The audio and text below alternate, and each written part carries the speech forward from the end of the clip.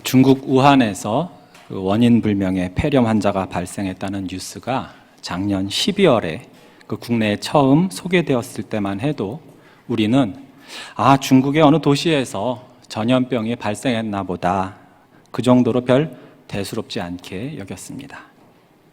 이 바이러스가 우리의 삶을 이 정도로 흔들 것이라고는 아무도 상상을 못했지요.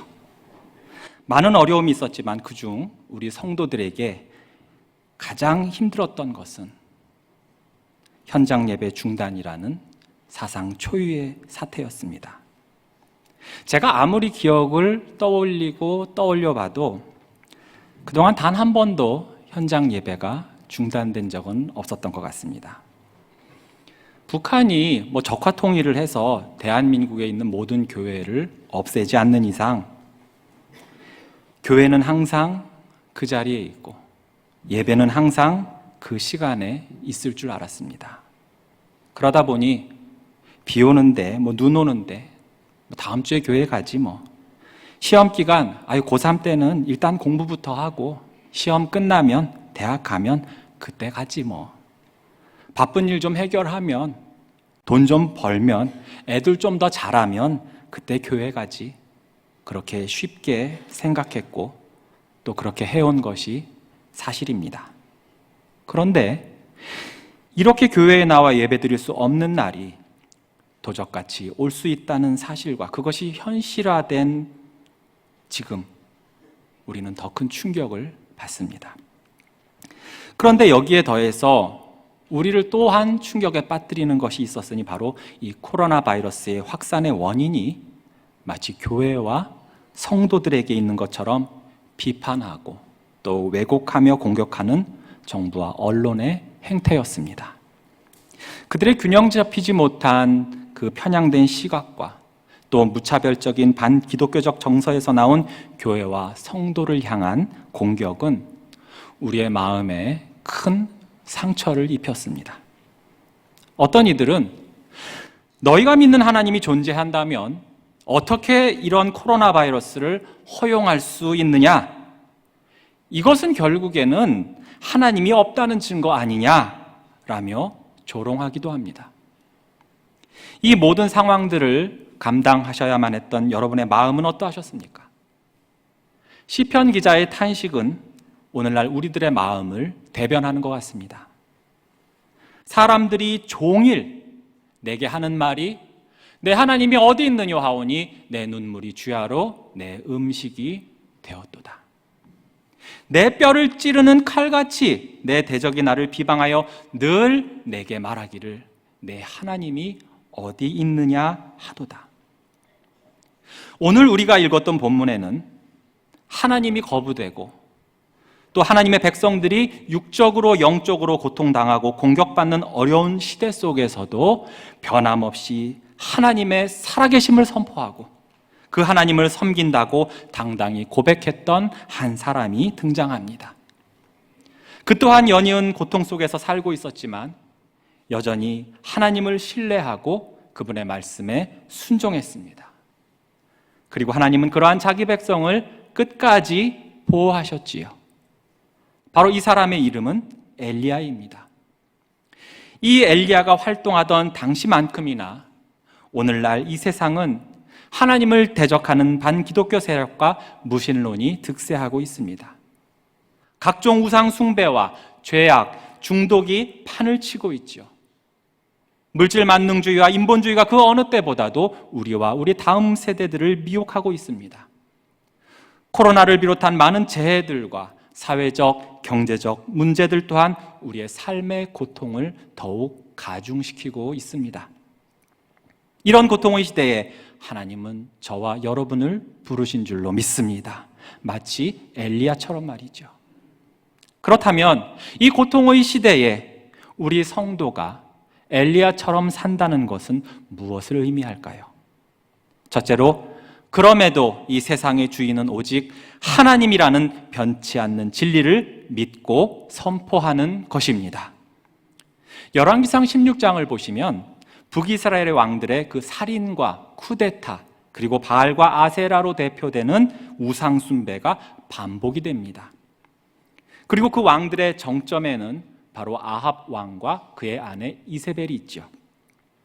이들은 하나님을 배척하고 바알과 아세라 등의 우상들을 숭배하였습니다. 이들에 대한 성경의 공통적이고 일관된 평가는 그들이 여호와 보시기에 악을 행하였다, 그들이 여호와를 노엽게 하였다 등입니다.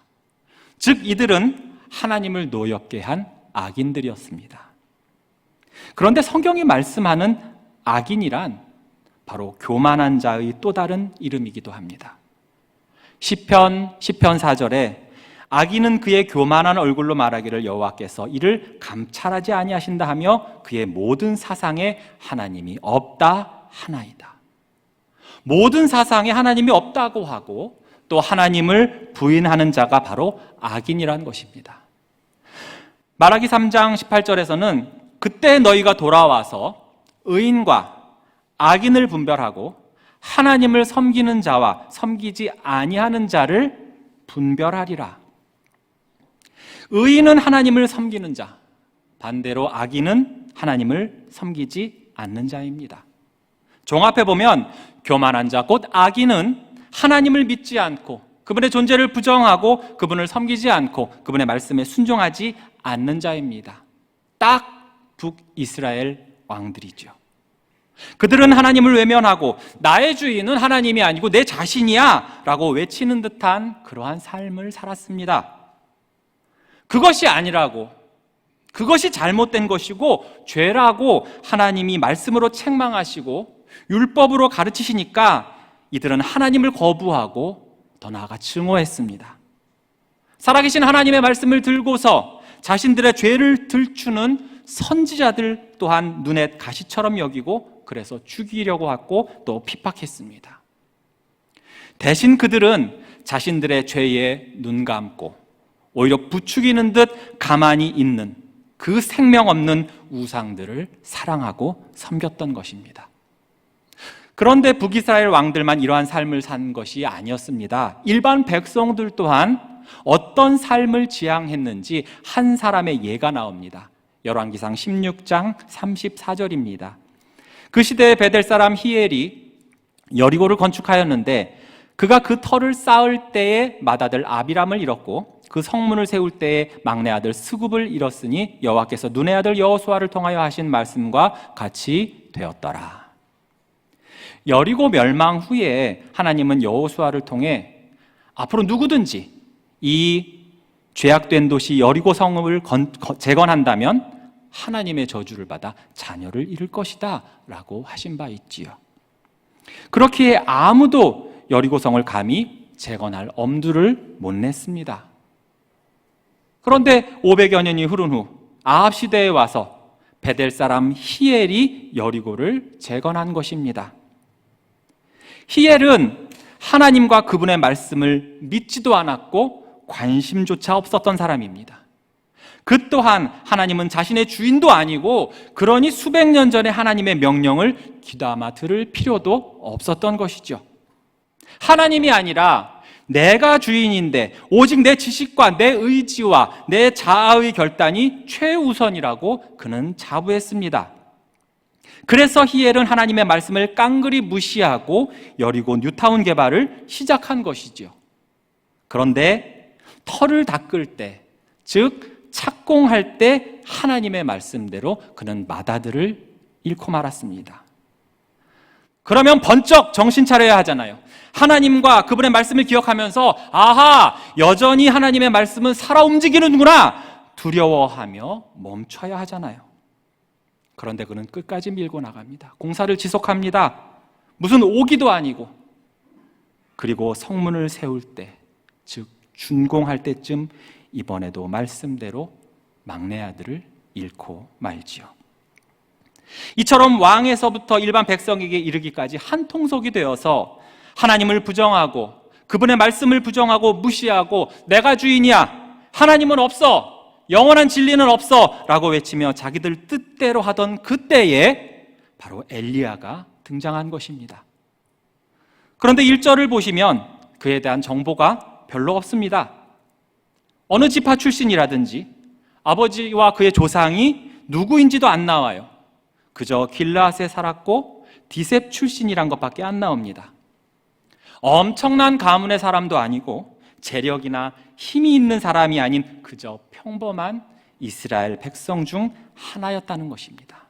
마치 저와 여러분처럼 말이죠. 그런데 하나님은 이 엘리야를 통해서 북이스라엘의 죄를 깨닫게 하시고 그들의 어둠을 깨우시려고 그를 택하신 것입니다.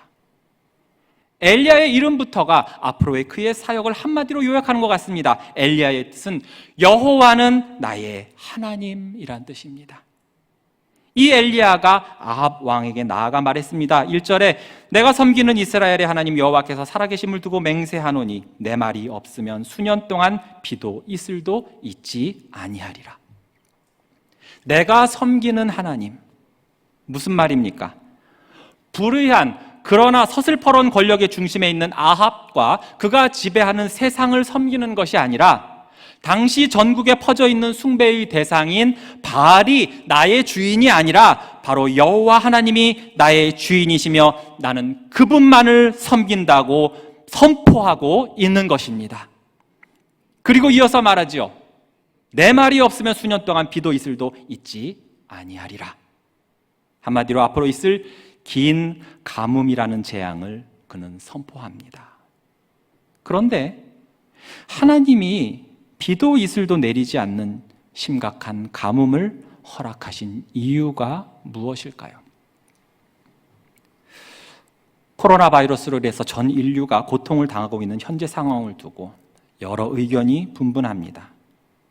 이건 인간의 죄로 인해서 하나님께서 바이러스를 보내셔서 우리를 심판하는 것이다.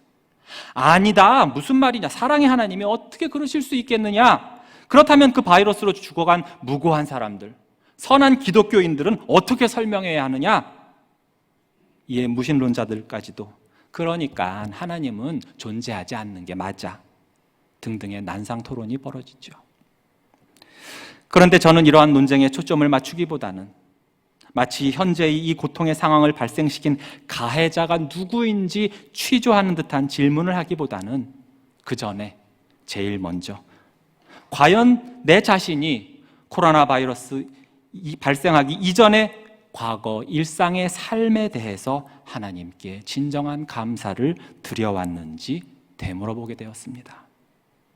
코로나 이전에 마음대로 교회에 와서 예배를 드리고 마스크 안 써도 되고 공휴일에 사랑하는 가족들과 놀이공원에도 가고 사랑방 식구들이랑 거리낌 없이 모이고 금요 기도회 시간에 모여서 눈물 콧물 흘리며 찬양하고 기도하고 결혼식 가서 당연히 축하하고 장례식 가서 당연히 위로해주고 학교 어린이집에 맘 놓고 우리 아이들을 보내던 그 일상, 우리는 그 일상에 대한 감사를 과연 하나님께 드렸었던가 말입니다.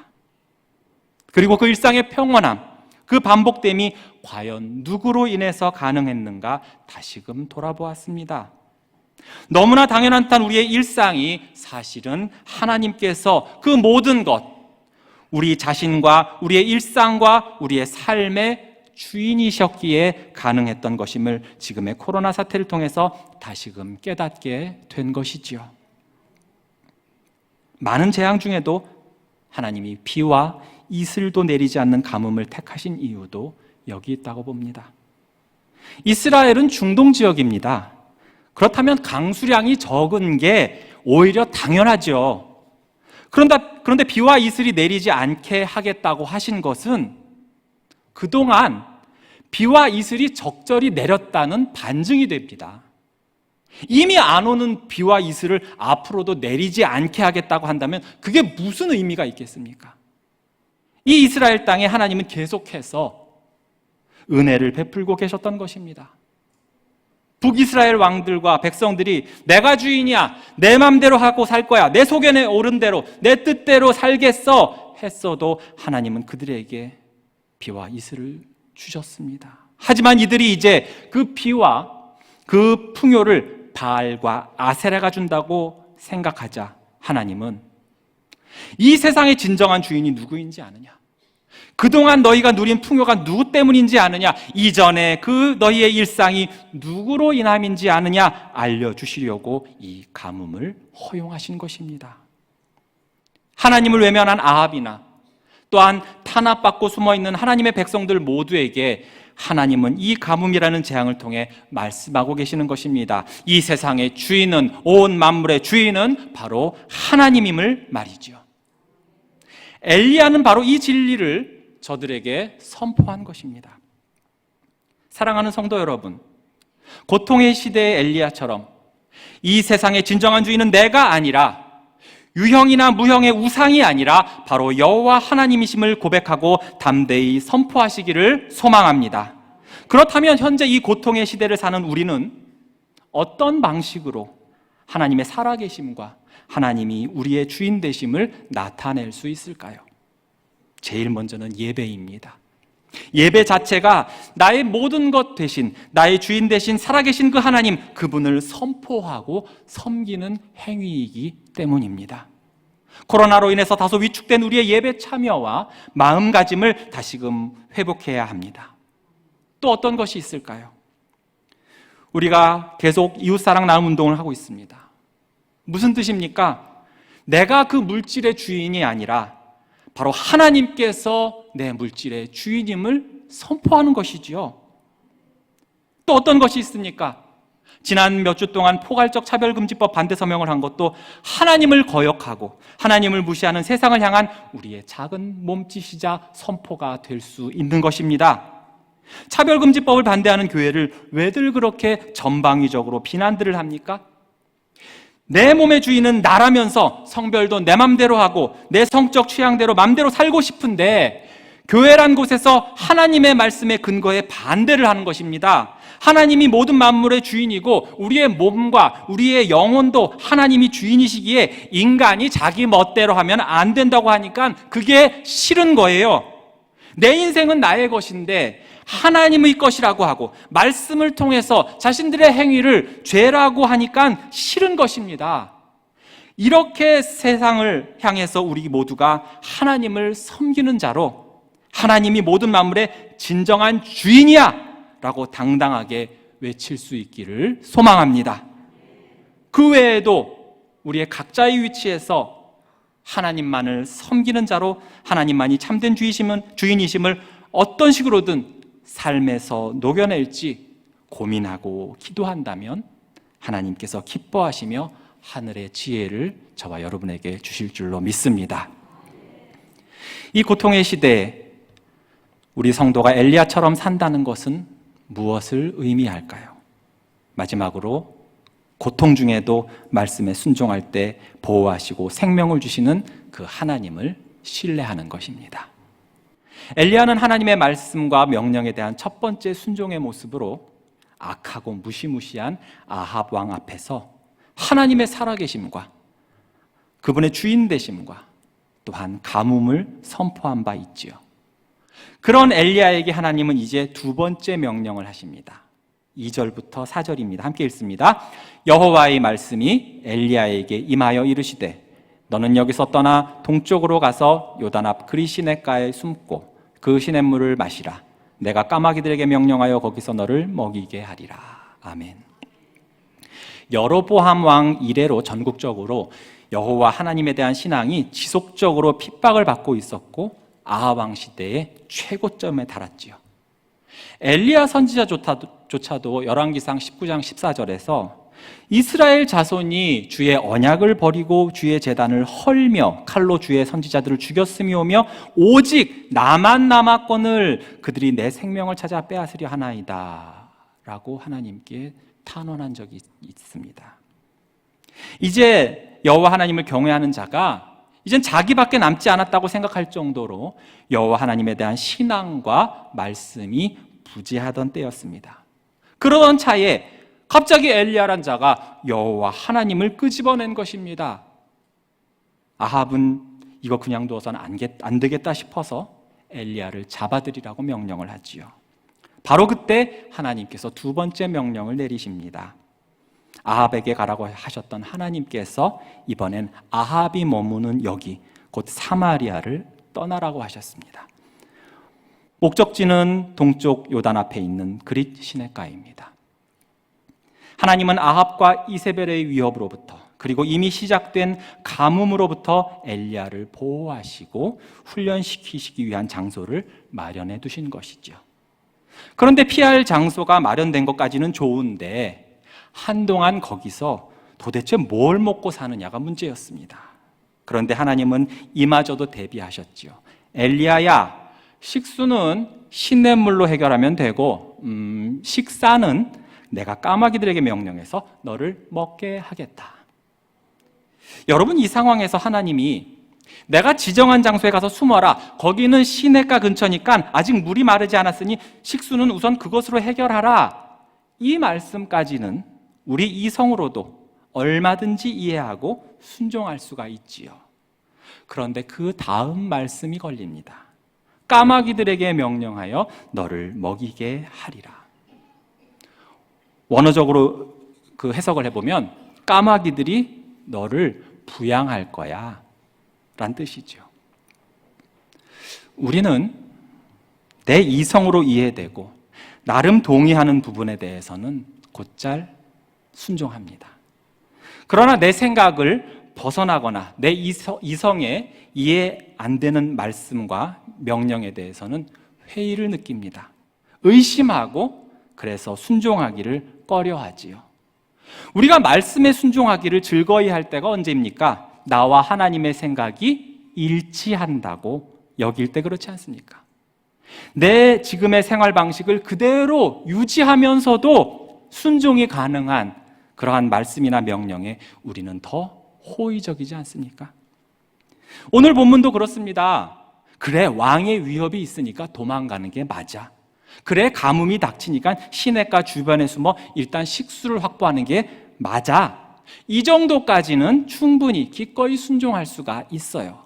그러나 하나님의 말씀과 명령이 우리의 상식과 이성과 계획을 넘어서면 그때 어떻게 될까요? 그 믿음 좋은 아브라함과 사라가 어디서 회의적이고 때론 냉소적으로 변했습니까? 하나님께서 그에게 아들을 주시겠다는 말씀에 아브라함은 엎드려 웃었습니다. 그는 마음속으로 100세 된 사람이 어찌 자식을 낳겠어요? 아내가 90세인데 어찌 출산이 가능합니까? 그랬습니다. 사라도 생리가 끊어진 상태에서 하나님께서 내년에 아들을 주신다고 했더니 그녀 또한 속으로 웃었습니다. 내가 노쇠하였고 내 남편도 늙었는데 무슨? 이 부부는 무슨 놀라운 일만 생기면 먼저 웃기부터 하나 봐요. 그러니까 하나님도 빈정상하죠. 사라야, 왜 웃느냐? 두려운 사라가 아니요, 저 웃지 않았는데요. 웃기시네, 너 웃었어. 저 안 웃었는데요. 둘이 옥신각신합니다. 제가 결혼이 늦다 보니 아직 아이가 없습니다. 많은 성도님들이 감사하게도 2세를 위해서 기도하신다고 끝까지 포기하지 말라고 하셨습니다. 목사님, 2세를 위해서 기도하고 있어요. 아유, 감사합니다. 꼭 아브라함처럼 되실 거예요. 아브라함이라 그러면은 앞으로 50년은 더 지나야 되는데, 이렇게 생각하면서 웃은 적이 있었습니다. 아브라함도 그렇고 사라도 그렇고 저도 그렇고 많은 사람들이 자신들만의 지식, 경험, 관점, 선입견, 편견 등으로 인해 하나님의 말씀에 대한 신뢰와 그에 따른 순종까지도 취사 선택하는 경우가 많다는 것입니다. 엘리야에게서 하나님께서 약속하신 말씀, 명령 중에는 여러 면에서 신뢰하고 순종하기 어려운 부분들이 분명히 있었습니다. 우선 까마귀라는 새 자체가 문제예요. 까마귀는 우리 동양 문화권에서도 크게 환영받지 못하는 새입니다. 까마귀 노는 꼴에 뭐야 가지 마라? 백노야 가지 말라고 합니다. 무엇을 자꾸 잊어먹는 사람에게 뭐라고 합니까? 너 까마귀 고기 먹었냐? 그래요. 영화나 드라마에서도 죽음이나 불길한 일을 나타낼 때 까마귀가 울거나 날아다니는 모습을 보여줍니다. 구약 성경에 나오는 까마귀도 부정적이죠. 레위기 11장과 신명기 14장에서 먹지 못하는 부정하고 가증한 새 중에 하나로 까마귀가 언급됩니다. 사사기 7장에서 기드온이 죽인 미디안 왕의 이름은 오렙인데 까마귀란 뜻입니다. 이처럼 부정적이고 죽음을 상징하는 까마귀를 통해 하나님은 엘리야 자신의 생명을 유지하게 하시겠다는 것입니다. 왜 하필 까마귀지요? 그래, 여기까진 좋습니다. 뭐 배고픈데 뭐라도 있는 게 어딥니까? 광야에서 메추라기를 잡아먹듯이 까마귀라도 보내주시면 제가 뭐 백숙을 해먹든 꼬치구이를 해먹든 해먹으면 되지요. 그런데 이 까마귀를 먹으라고 보내주신 게 아니고 그 까마귀들이 어떻게 한다는 것입니까? 까마귀들로 하여금 그곳에서 너를 먹게 하겠다고 하신 것입니다. 하나님이 까마귀들에게 그렇게 명령하시겠답니다. 이쯤 되면 헛웃음이 나올 지경입니다. 알아서 그렇게 하세요.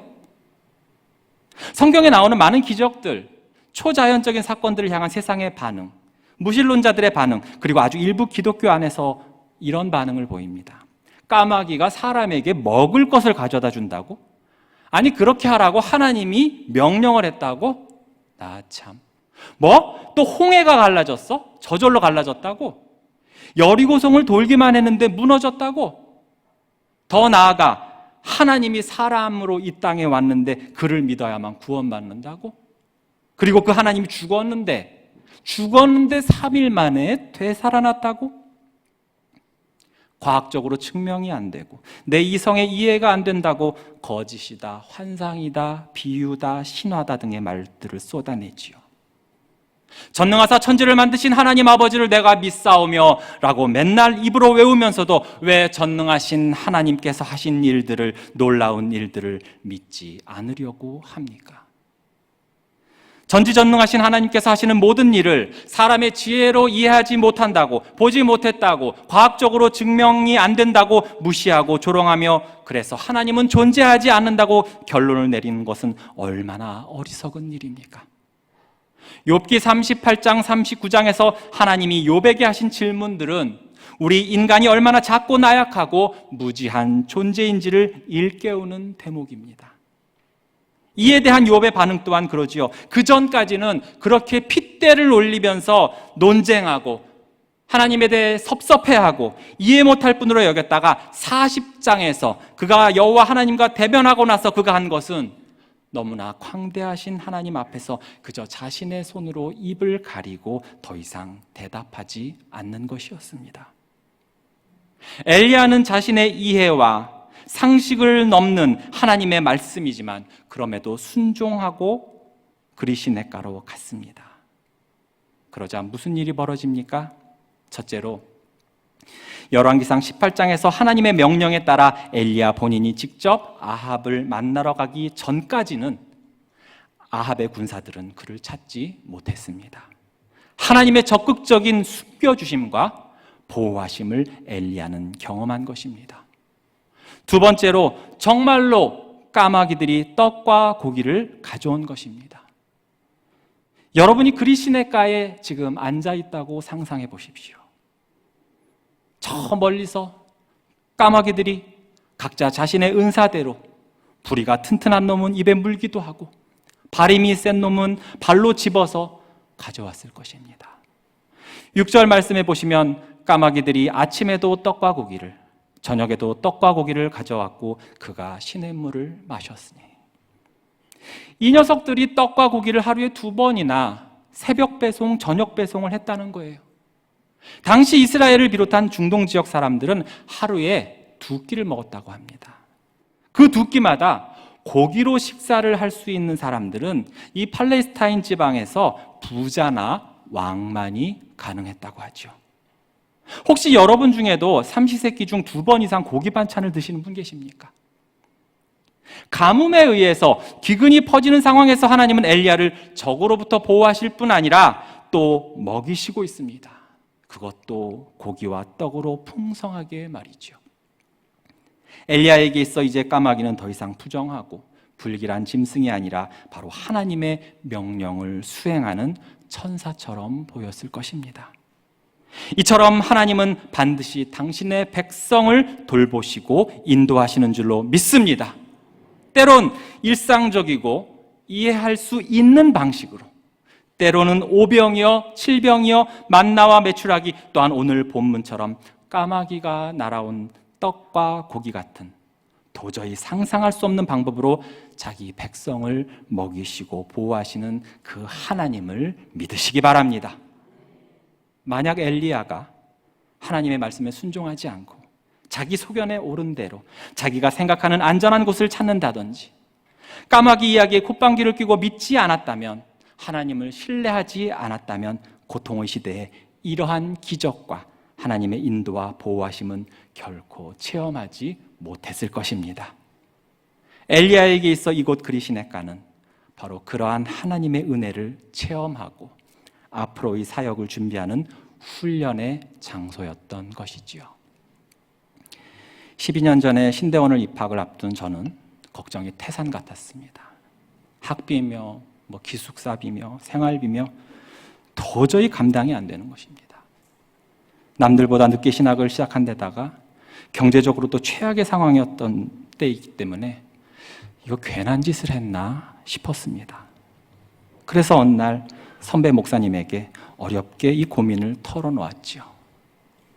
그래서 상담학적으로 잘 상담해 주실 줄 알았는데 그분 하시는 말씀이, 야 이동희, 하나님은 분명히 네 까마귀 보내주신다.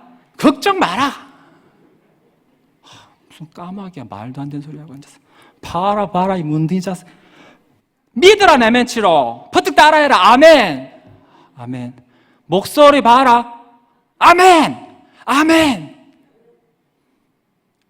그때는 그 까마귀가 무엇을 의미하는지 몰랐어요. 그런데 12년이 흐른 지금 마지막으로 고별 설교를 준비하면서 뒤돌아보니까 알겠더라고요. 신실하신 하나님께서는 성복중앙교회 성도님이라는 그 까마귀를 통해 그동안 정말 다양한 모습으로 저를 먹이고 기르셨더라고요. 지금의 저는 바로 여러분이 길러주신 것이나 마찬가지입니다. 사실 까마귀만 있진 않았습니다. 여기 두루미 권사님도 계시고, 저기 독수리 장로님도 계시고, 저쪽에 딱따구리 집사님도 계시고, 그 중에 우리 담임 목사님이신 길 목사님은 길조로 다가오셨습니다. 그 사랑을 절대 잊지 않겠습니다. 너무나도 과분한 사랑을 주신 모든 성도님들께 이 자리를 빌어서 다시금 감사드리고 또 하나님께 감사 영광 드립니다. 말씀을 맺겠습니다. 사랑하는 성도 여러분, 하나님의 사람 엘리야는 자신이 섬기는 하나님을 대적들에게 당당히 선포하였고 어두운 세상을 향해 하나님의 뜻을 나타내었습니다.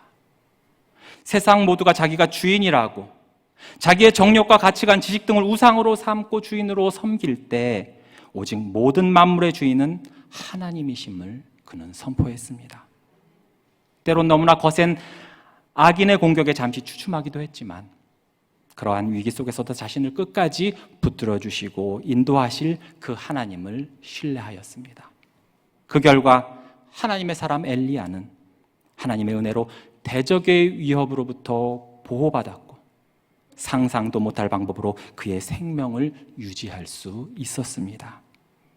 아합의 안락한 궁전과 바알의 화려한 신전이 하나님의 심판을 당할 때 엘리야는 그 거친 그리시네가에서 노숙을 했지만 그곳에서 하나님을 만나고 엘리야도 우리도 상상도 못한 방법으로 자기 백성을 먹이시고 보호하시는 그 하나님의 은혜를 경험하며 훈련되었습니다.